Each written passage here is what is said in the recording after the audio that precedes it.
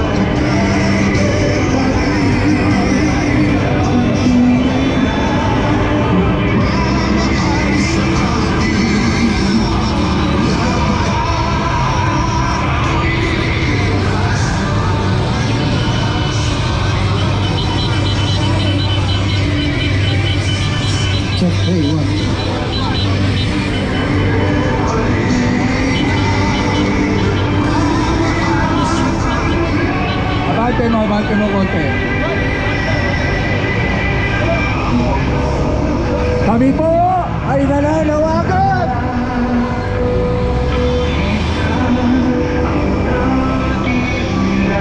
Bigyan niyo naman ng daan ang Pilipino.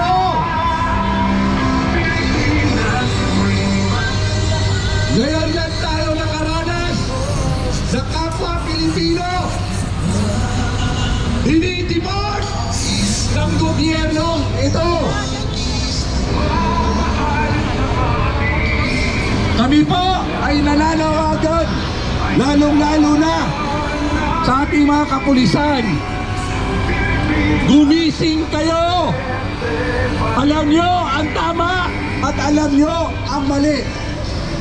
Alam namin na sumusunod lang kayo sa utos po ng leader ninyo.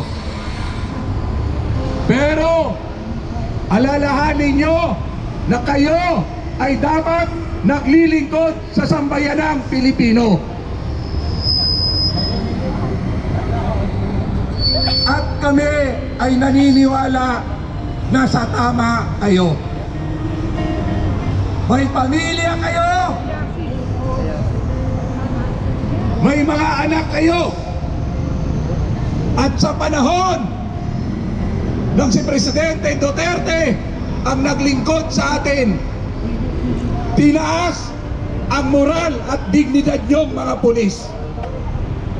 Kami, saksi kung paano, gaano, at mga ordinaryong tao ang nakinabang sa war on drugs ng ating Presidente.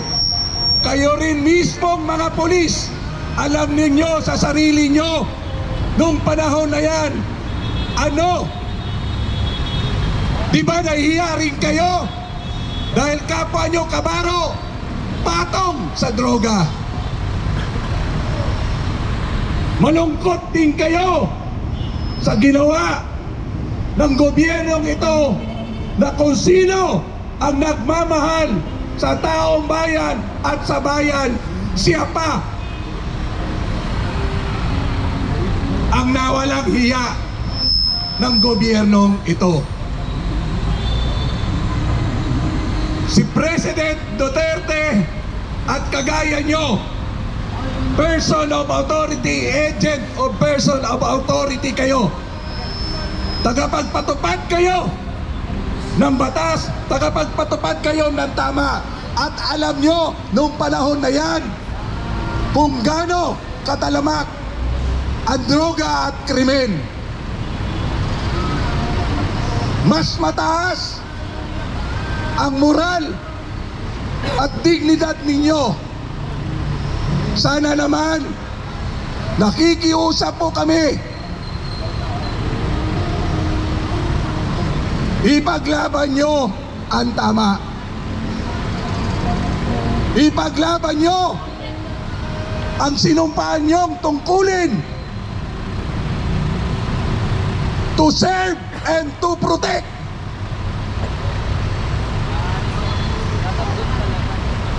Nasaan na ang values natin? Nasaan na ang pagiging Pilipino natin? Yung taong nagmahal sa bayan natin, nagsakripisyo upang makinabang ang ordinaryong mamamayan. Pamilya nyo, pamilya namin, nakinabang dyan. Kami po ay nakikiusap sa inyo. Ibalik natin ang tama. Gawin natin ang tama.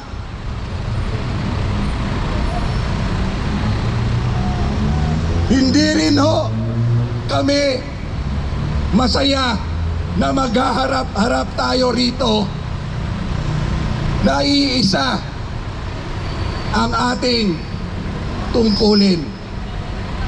May tungkulin ang gobyerno sa mamamayan. Tanong ko sa inyo, tinupad pa ng gobyernong ito ang tungkulin niya sa mamamayan. Nakakaawa kayong mga pulis, kayong mga law enforcer, kayong mga frontliner, kayo ang sumasagap, kayo ang sumasalubong sa kabuluktutan ng gobyernong ito. Alam ko, labag din sa loob nyo, pero wala kayong magawa dahil yan follow order. Alalahanin nyo,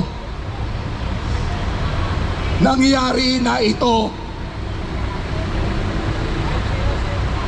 Pero alam ko, may konsensya pa rin kayo.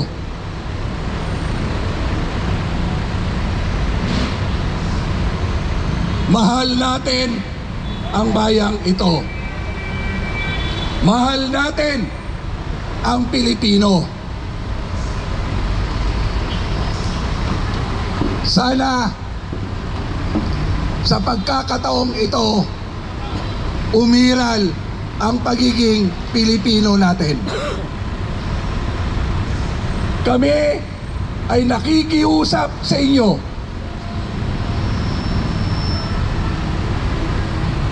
Kami ay kumakatok sa puso nyo.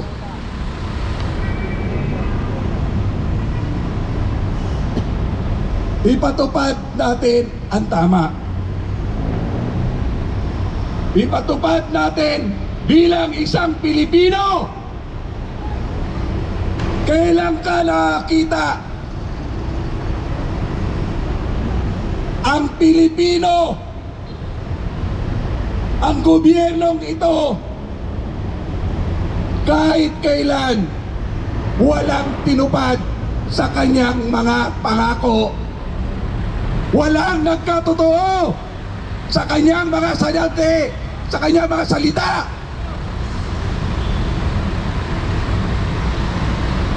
Huwag po kayong mag-alala.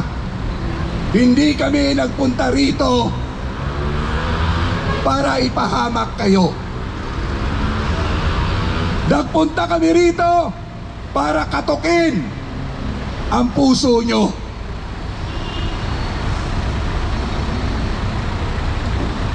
Sino ang nagmahal sa bansang ito? Sa panahon na kadiliman, panahon na nag-iiral ang masamang elemento ng droga. Inuulit po namin bilang kapwa Pilipino, tumaya tayo sa tama. Nakikita ko sa mga mukha nyo. Dama ko rin ang damdamin nyo. Kaya lang, follow order tayo. Hindi masama sumunod sa tamang kautusan. Kaya po, nandito kami. Kinakatok namin kayo. Huwag kayo magpagamit sa gobyernong ito. Alam ko, alam nyo na hindi matino ang pag-iisip ng presidente natin.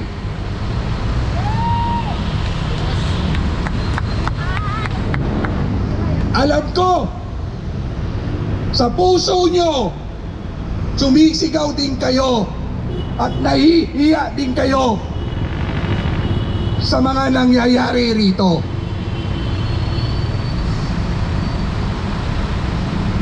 At uulitin po namin,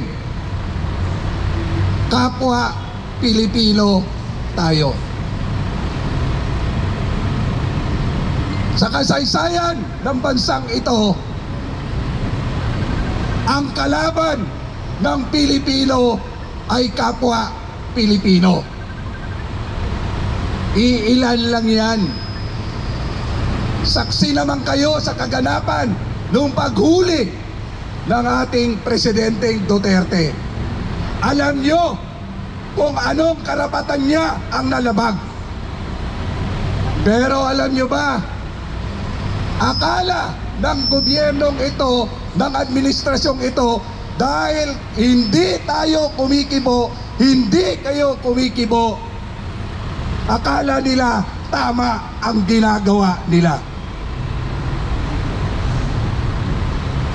Gusto nyo bang bumalik na mas mababa ang kredibilidad ng ating kapulisan? Naiangat na ninyo yan.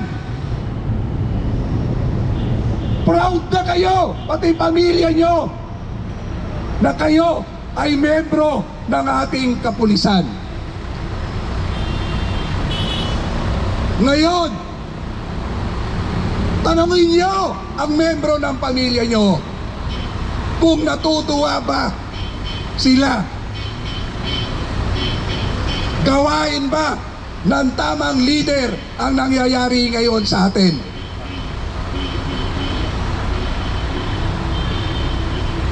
Kung sino ang tunay na nagmahal, lumaban sa kasamaan, dalawang uri lang ang masama, ang nagpapasama sa bansang ito. Mga politiko at mga mayayamang oligarkong negosyante.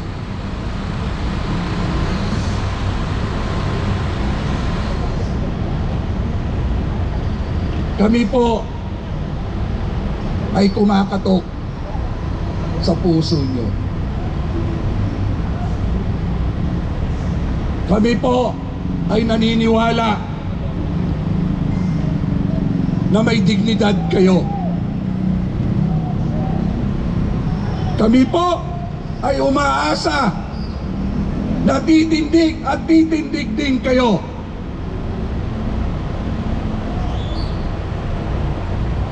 Mabuhay kayong mga kapulisan. Maraming salamat sa inyong pagiging profesional.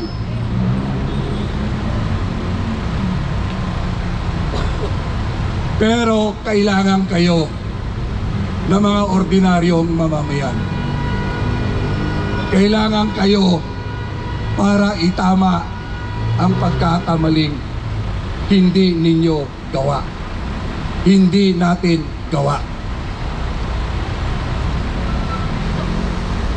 Ginagalang po namin ang uniforme po ninyong yan. Kaya pagpasensyahan nyo na kayo na kami kung nandito at nabahala kayo. Pero uulitin ko po, dahil sa inyo, ang bayang ito may pag-asa. Hindi pa huli ang lahat.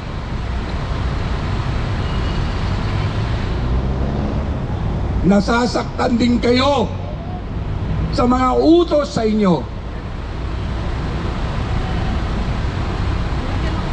Kaya po, kinakatok namin kayo. Kinakatok namin po ang puso nyo. Gabayan nawa kayo ng ating Panginoon.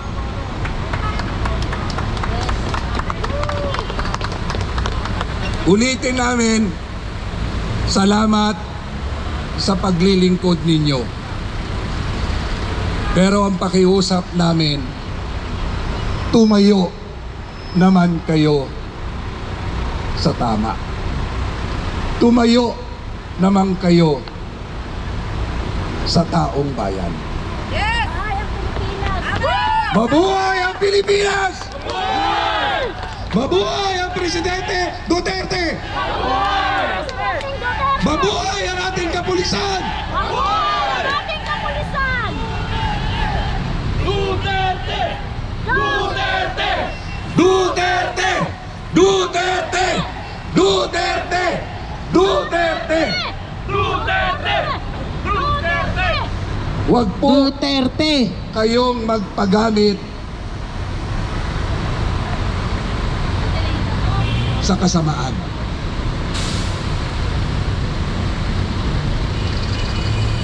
Alam ko, sa tingin ko, sa mga mata ninyo, malungkot kayo. Malungkot kayo dahil labag din sa kalooban nyo. Umaharap kami ngayon sa inyo, may pamilya kami, may mga kababayan kami na umaasa pa rin na itama natin ang maling sistemang ito. Muli po, pagpasensyahan nyo kami kung kami man sa oras na to ay nagambala namin kayo. Uulitin ko po, mahal namin kayong mga pulis. Salamat sa inyo. Ang bayang ito ay sa Pilipino.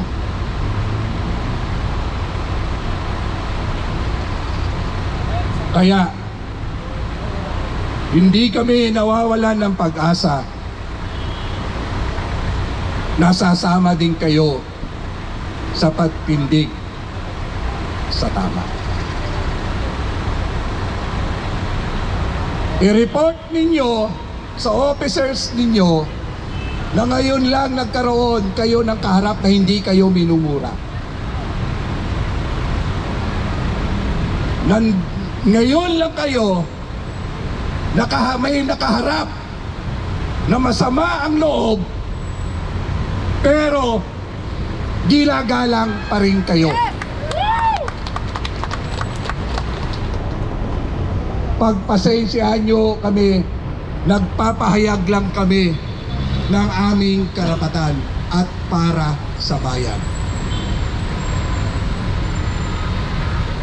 Mabuhay ang Pilipinas! Mabuhay! Mabuhay ang Pilipino! Mabuhay! Mabuhay Duterte pa din! Mabuhay! Duterte pa rin ang tunay na nagmahal sa Pilipinas. Muli po, kami dumitingin sa mata at sa mata nyo po.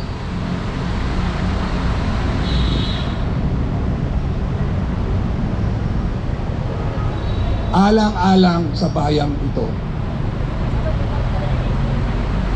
Alang-alang sa pamilya nyo. Alang-alang sa kapwa Pilipino natin.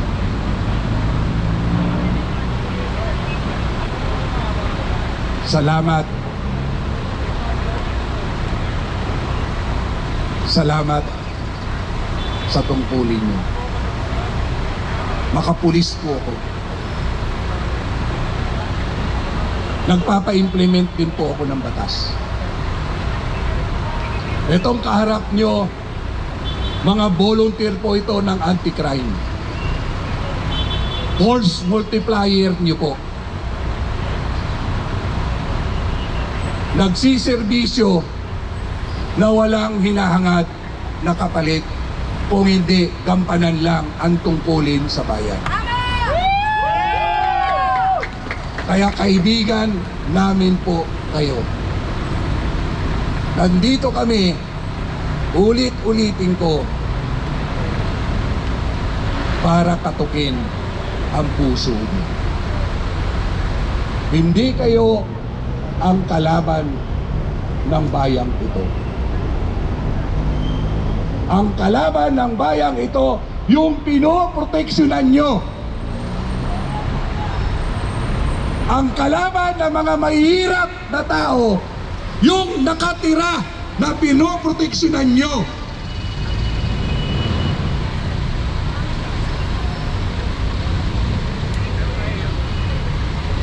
Ang nagpapahirap sa bayang ito, ang mga politikong gahaman, politikong adik. Adik din sa pera.